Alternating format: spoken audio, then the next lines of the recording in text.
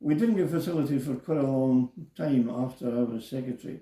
And we got the facilities because, let's say, the university, about 55 years ago, they were starting to build a university. And the first thing the university did was they contacted the Bridge of Ireland Games people and gave them an offer they couldn't refuse to lease their pitches, to lease the whole of the Games Park for the university, for their sports, because they didn't have any sports facilities up at the university yet. So then they threw us out. So we were left without a ground to play on, because we had played at the Bridge of Ireland Games Park since about 1946. So we had to start looking around for new premises to play rugby on.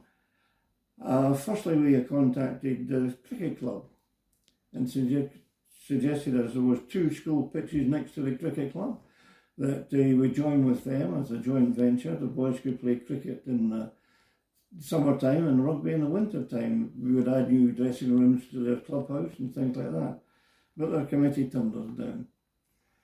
So we kept on looking, and then we managed to go to the council, Cowan Trust, and they gave us the lease on Bridge Hall. We've got a 90-year lease on Bridge Hall.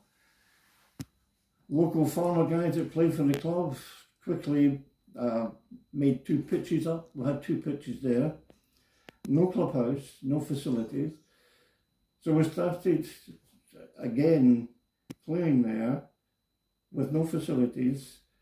We changed in the Riverside School. We used their changing rooms in the swimming pool, and which was quite good. After the game, you could actually have a shower and then have a swim. Yeah. And so we went from there.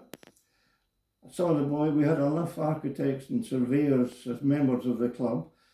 The plans for the new clubhouse were produced, got permission to build the clubhouse, and then the clubhouse was built quite quickly.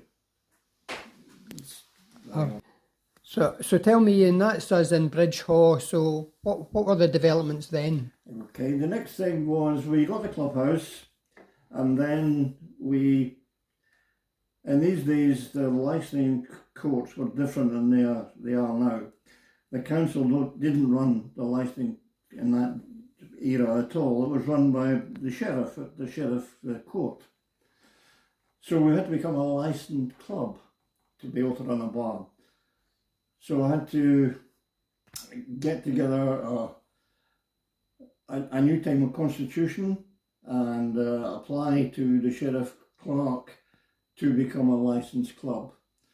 That was granted eventually, and we became a licensed club, and I became a licensee of for the club, which in fact I'd stopped being a licensee only about, I reckon, 5-6 years ago, after all that time. Yeah.